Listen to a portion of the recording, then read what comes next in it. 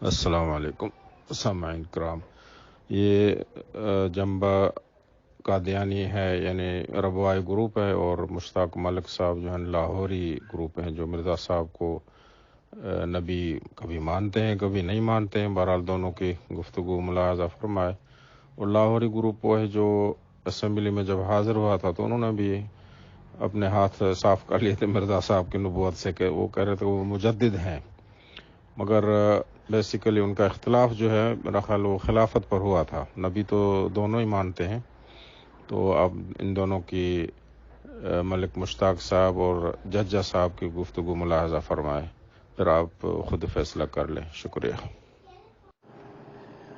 جی ججا صاحب، یہ حدیث جو ہے نا دارالقطنی والی، یہ جنبہ صاحب نے اپنے آپ پر بھی یہ منطبق کی ہے، اور واقعی آپ ان کی کتابیں پڑھ لیں. بلکہ میں نے بھی یہ سورج گرہن اور چاند گرہن انہی دنوں میں، یعنی سن 2007 میں شاید یہ لگا تھا. آپ ایسٹرونومی کا ریکارڈ معلوم کر لیں، یہ انہی ڈیٹوں میں یہ چاند گرہن اور سورج گرہن لگا تھا. اس کے بعد پھر میں جنبہ صاحب کے پاس گیا تھا، اور جنبہ صاحب نے اس نشان کو بھی اپنی صداقت کا نشان بنایا ہے. تو یہ تو جنبہ صاحب نے بھی اپنے آپ پر یہ منطبق کیا ہے. وہ کہتے ہیں اللہ تعالیٰ نے گواہی دے دی. اس وقت آسٹن جماعت میں میرے سالہ صاحب امام تھے، وہ اب فوت ہو گئے ہیں، ورنہ میں آپ کی ان سے بات کراتا. اب ان کی قبر سے تو آپ بات نہیں کر سکتے. تو میں نے ان کو کہا، میرے جو سالہ صاحب تھے، میں نے کہا جی یہ سورج گرہن اور چاند گرہن اس ماہ رمضان میں لگا ہے، آپ کا کیا خیال ہے؟ کہ وہ کہتے ہیں اچھا جی اس وقت کوئی مدعی نہیں ہے مجدد کا. تو میں نے کہا جی وہ جنبہ صاحب ہیں، لیکن جنبہ صاحب کا نام لیا تو یہ پھر وہاں سے بھاگے ہیں. میں نے کہا عین ممکن ہے یہ سورج گرہن اور چاند گرہن جنبہ صاحب کے لیے بھی 100 سال کے بعد لگ گیا ہو. جنبہ صاحب نے اپنے آپ پر یہ نشان لگایا ہے کہ یہ میری صداقت کا نشان ہے. آپ جنبہ صاحب کو مانتے ہیں یا حضرت مسیح موعود علیہ السلام کو مانتے ہیں؟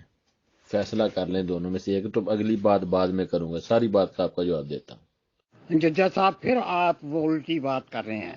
میں نے یہ کہا ہے کہ مسیح موعود کے دعوی پر ایمان لانا ضروری نہیں ہے. یہ مسیح موعود اپنی کتابوں میں لکھ گئے. اسی طرح جنبہ صاحب کے دعوی پر ایمان لانا میرے لیے ضروری نہیں ہے بحیثیت ایک مسلمان ہونے کے. یہ بات کیوں نہیں آپ کو سمجھ آ رہی؟ یا تو آپ ڈینائی کریں کہ جنبہ صاحب کے دور میں یہ انہی ڈیٹوں میں، انہی تاریخوں میں یہ سورج گرہن اور چاند گرہن نہیں لگا.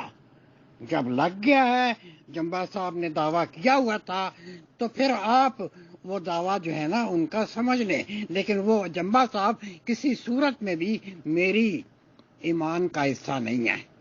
میرا ایمان کا حصہ رسول کریم صلی اللہ علیہ وسلم جو کہ خاتم النبیین تھے، وہاں تک، نبیوں میں ان تک ہے. اس کے بعد کوئی نبی نہیں ہے.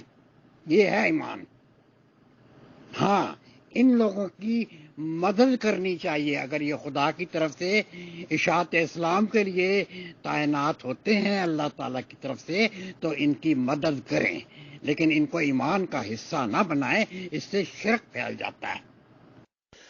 مشتاق صاحب، دنیا رو رہی ہے کہ مرزا صاحب یہ لکھ گئے ہیں کہ جس نے مجھ کو دیکھا، جس نے نہیں بھی دیکھا، وہ مجھ پر ایمان نہیں لایا وہ کافر ہے. آپ کہتے ہیں ایمان لانا وہ ضروری نہیں ہے. اب آپ کی مانے، ان کی مانے، مخالفت کس، ہمیں تو یہ نہیں سمجھ لگتی کہ آپ لوگوں کی مخالفت کس قسم کی ہے، بتائیں. مخالفت کا بھی کوئی معیار ہوتا ہے یار. اتنی گری ہوئی مخالفت جو بندے کرتے ہیں، مجھے سمجھ نہیں آتی ان کی کہ وہ کیا ہے. جی ججا صاحب، پھر آپ وہی بات کر رہے ہیں. مرزا صاحب کا کلام بشری کلام ہے. مرزا صاحب کا کلام بشری کلام ہے، جس میں قدرت نہیں ہے بلکہ درماندگی ہے.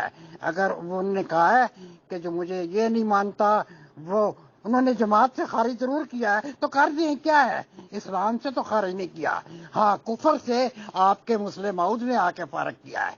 یہ اتنا بڑا قدم آپ کے مسلم معود نے اٹھایا. آپ کے مسلم معود نے مسلمانوں کو دائرہ اسلام سے باہر جا پھینکا. اور اگر آپ کہتے ہیں کہ مسیح موعود نے بھی کیا تو یہ ان کا ایک بشری کلام تھا جس میں درماندگی کے چانسز بہت زیادہ ہو سکتے ہیں. مرزا غلام احمد قادیانی کسی بھی مسلمان کے ایمان کا، ان کا ماننا بحیثیت جو بھی آپ نبی کہتے ہیں، ذلی کہتے ہیں، بروزی کہتے ہیں، غیر تشریح کہتے ہیں، ضروری نہیں ہے. ان کو نبی ماننا کسی رنگ میں بھی ضروری نہیں ہے. ان کے انکار سے کوئی شخص کافر اور دجال نہیں ہو جاتا. مسیح موعود نے یہی تو لکھا ہے. یار کتابوں کا مطالعہ کریں.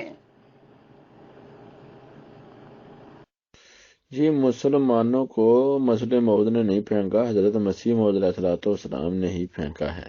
اس کی وجہ یہ ہے کہ وہ ایک مومن کی تکفیر کرنے سے بعد نہیں آتے تھے، اور انہوں نے فرمایا کہ محمد مصطفیٰ صلی اللہ علیہ وآلہ وسلم کا وہ فتویٰ آپ لوگوں کے اوپر صادق آ گیا ہے جس میں یہ انہوں نے فرمایا ہے کہ جو کلمہ گو کو مسلمان کہے وہ خود کلمہ گو کو کافر کہے وہ خود کافر ہو جائے گا.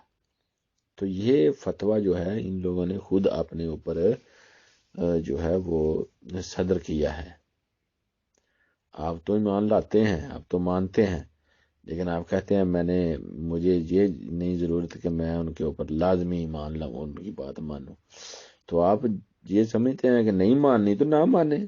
لیکن مسیح و مہدی کے بارے میں یہ بتایا گیا کہ وہ برف کے پہاڑوں کے اوپر گھٹنوں کے بل بھی چل کر جانا پڑے تو تب بھی جب پہنچو تو میرا اسلام کہو اور اس کی بیعت کرو، اور پھر اگر تمہیں وہ جماعت اگر نہ ملے تو پھر جنگلوں میں چلے جاؤ، لکڑیوں کا اگر گزارا کر لو. لیکن یہ درندگی جیسے ماحول میں جو ہے وہ مت رہو.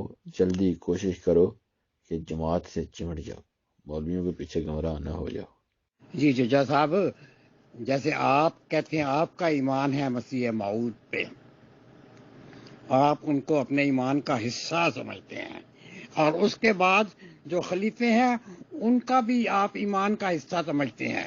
آپ تو احمدی ہو ہی نہیں سکتے جب تک آپ یہ سارے خلیفوں کو نہ مانیں جن میں آپ کے بد کردار خلیفے بھی ہیں، جھوٹ بھی بولتے ہیں، کذب بیانی بھی کرتے ہیں، ہر طرح کی بدبختی ان کے گھر میں ہوتی ہے. آپ تو ان کو بھی سچا مانتے ہیں.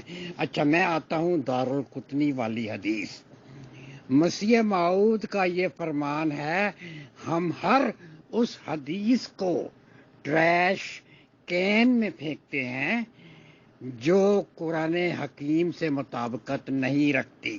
اب آپ کا فرض بن جاتا ہے کہ یہ جو دارالقطنی والی حدیث ہے اس کی مطابقت قرآن مجید سے ثابت کر دیں. کہاں قرآن مجید میں لکھا ہے کہ یہ مہدی آئے گا، مسیح آئے گا تو یہ ایسے ہوگا، ایسے ہوگا، ایسے ہوگا، یہ نشانات ہوں گے، یہ چاند گرہن سورج گرہن لگے گا؟ تو یہ کہاں پر لکھا ہے قرآن مجید میں؟ اس لیے بعض علماء کے نزدیک، بلکہ مسیح موعود خود بھی کہتے ہیں کہ یہ احادیث مادی اور مسیح کے متعلق بعض ضعیف ہے. تو میں ان احادیث کو ضعیف سمجھتا ہوں، نہ کہ خدا کا کلام، ایک بشری کلام جس میں درماندگی کا چانسز بہت زیادہ ہیں. یہی دیکھ لیں. بالکل مشتاق صاحب، اسی طرح یہ ہے کہ ہم حضرت مسیح موعود علیہ السلام کی باتوں کو ایمان کا حصہ سمجھتے ہیں، کیونکہ اصل دین جو محمد مصطفیٰ صلی اللہ علیہ وسلم کا دین تھا وہ انہی سے ہمیں ملا ہے. تو باقی رہی بات خلفاء کی، تو خلفاء کو ماننا لازمی ہے. اگر پہلے ایک خلفاء جو 14 سال پہلے 4 خلفاء آئے ہیں، اگر ان کو چھوڑنا ہے تو پھر ان کو بھی چھوڑ سکتے ہیں. اس وقت بھی نبوت ہوئی تھی، پھر خلافت قائم ہو گئی. اس دور میں بھی نبوت ہوئی اور پھر خلافت قائم ہو گئی. مہدویت کے رنگ میں نبوت ہوئی اور پھر وہ خلافت منہاج نبوت کی پیش گوئی ہے وہ پوری ہوئی. اور ایک حدیث بھی یہی کہتی ہے کہ کچھ رجال ہوں گے، ایک رجال کا نام ہے، کچھ رجال ہوں گے، یعنی جو حدیث ہے کہ وہ آخرین لما یلحقوا بہم، یہ آیت حدیث میں بھی آئی ہے۔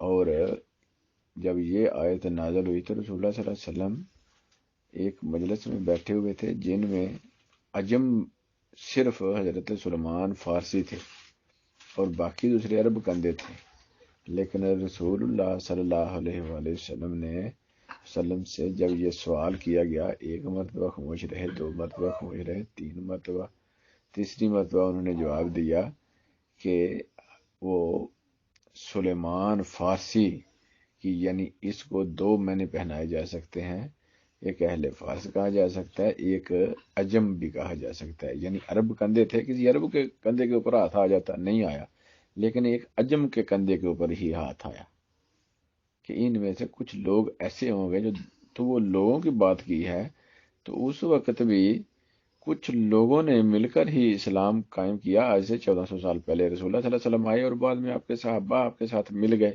جو سیسا پلائی دیوار کی طرح آپ کے ساتھ رہے، ٹھیک ہے۔ رسول اللہ صلی اللہ علیہ وآلہ وسلم کے ساتھ صحابہ تھے، اور حضرت مسیح موعود علیہ الصلوۃ والسلام کے ساتھ بھی اسی طرح صحابہ تھے، اور پھر خلافت قائم ہو گئی، اور یہ ہونا ہی ہونا تھا۔ یہ محمد مصطفیٰ صلی اللہ علیہ وآلہ وسلم کی بعثت ثانوی ہے مہدویت کے رنگ میں۔ جزاک اللہ۔ ہاں جی سر، یہ کبھی بھی اعلان نہیں کریں گے مرزا مسرور صاحب کہ یہ انی ماں کا یا مسرور میرے لیے ہے، اس کا مصداق میں ہوں۔ یہ جو مرزا صاحب کو الہام ہوا تھا ہمارے پردادا کو، وہ میرے لیے آیا تھا، تو تبھی تو میں مرزا مسرور میں ہی ہوں، لیکن یہ جانتے ہیں کہ یہ ان کے لیے نہیں ہے، یہ کبھی بھی نہیں۔ ہاں انہوں نے تو اپنا کم از کم بنانا ہے نا اس پہ، اگر یہ انی ماں کا یا مسرور کے لیے ہے تو انی ماں کا یا غفار تو عبدالغفار جمبہ کے لیے ہے، اس کو بھی مانے پھر۔ یہ بہت بری طرح پھنس چکے ہیں ہر طرف سے، اللہ تعالیٰ نے ان کو ہر طرف سے پھنسا دیا ہے، ان کے لیے رائے فرار کوئی نہیں ہے۔ جی اگر یہ آپ نے کہلوانا ہے یا کہنا ہے تو آپ جا کر بتائیں ان کو اور کہہ دیں، جن کو یہ الہام ہوا انہوں نے تو ان کے بارے میں ہی کہا کہ انی ماں کا یا مسرور، کہ مسرور اللہ تعالیٰ تجھے ضائع نہیں کرے گا، اور اللہ تعالیٰ نے بالکل ضائع نہیں کیا۔ میرے چھوٹے بھائی چچا صاحب، خلفائے راشدین پر ایمان لانا ایمانیات کا حصہ نہیں ہے۔ خلفائے راشدین کے انکار سے کوئی شخص اسلام سے خارج نہیں ہو جاتا، آپ اس کو سمجھیں۔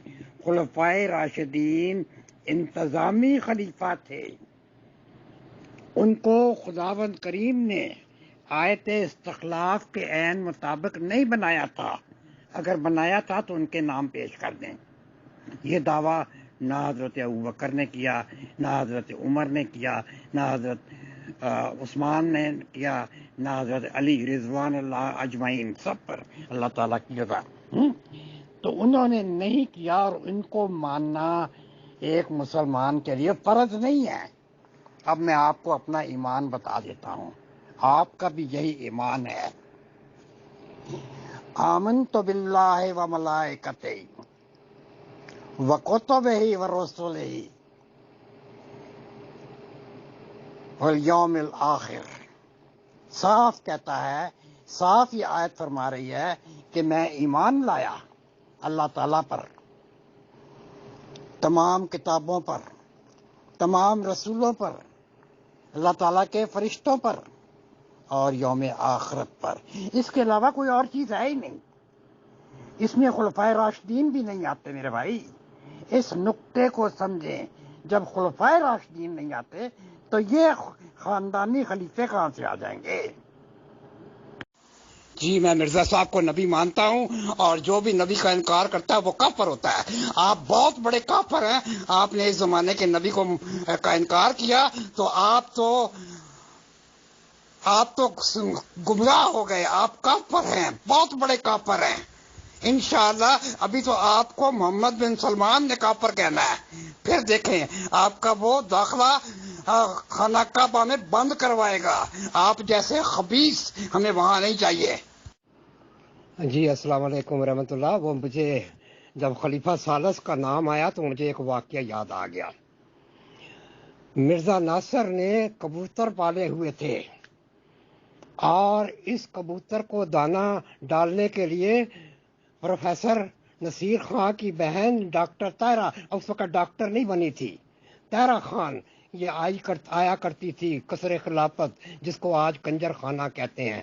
یہ آ کے مرزا ناصر کے کبوتروں کو دانہ ڈالتی تھی، لیکن وہاں مرزا لقمان بھی تھا۔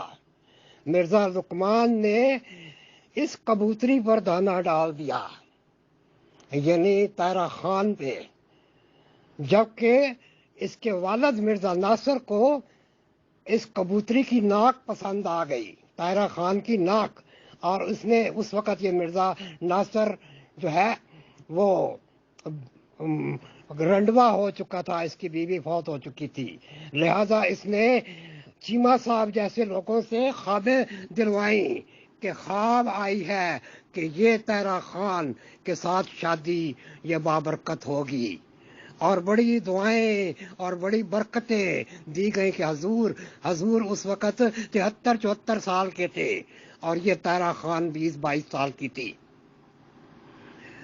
تو اصل میں دانہ تو لقمان ڈال رہا تھا طاہرہ خان پہ، لیکن ابا جان کو پسند آ گئی تو ابا جان نے وہ کیا کہتے ہیں اس سے نکاح کر لیا، خود ہی نکاح پڑا اور ہنی مون کے لیے لے گئے اسلام آباد۔ وہیں ہنی مون کے بیڈ پہ اتنی زیادہ زد جام عشق کھائی کہ ان کو ہارٹ اٹیک ہو گیا، وہیں فوت ہو گئے ننگ مننگے۔ اب لوگ کہتے ہیں کہ دیکھیں پچ تو بنائی تھی مرزا لقمان نے، پر کرکٹ کھیلی اس کے والد نے مرزا ناصر نے اس پہ، لیکن وہ بھی صرف 49 دن۔ یہ لوگ بڑے مکار ہیں، آپ ان کی باتیں مت سنیں، یہ بڑے بے شرم بے حیا ہیں۔ میں اتنا ہی کہوں گا۔ خدا کی قدرت ہے، ہمارے یہاں تو 3 بج گئے ہیں۔ خدا کی قدرت ہے، کافروں آج آپس میں لڑ رہے ہو، لقمان کافر، ناصر کافر، احمد چیمہ کافر اور مشتاق ملک منافق آپس میں لڑ رہے ہیں آج، کافر اور منافق۔ تم کفار آج آپس میں لڑ رہے ہو، چلو ٹھیک ہے لڑتے رہو۔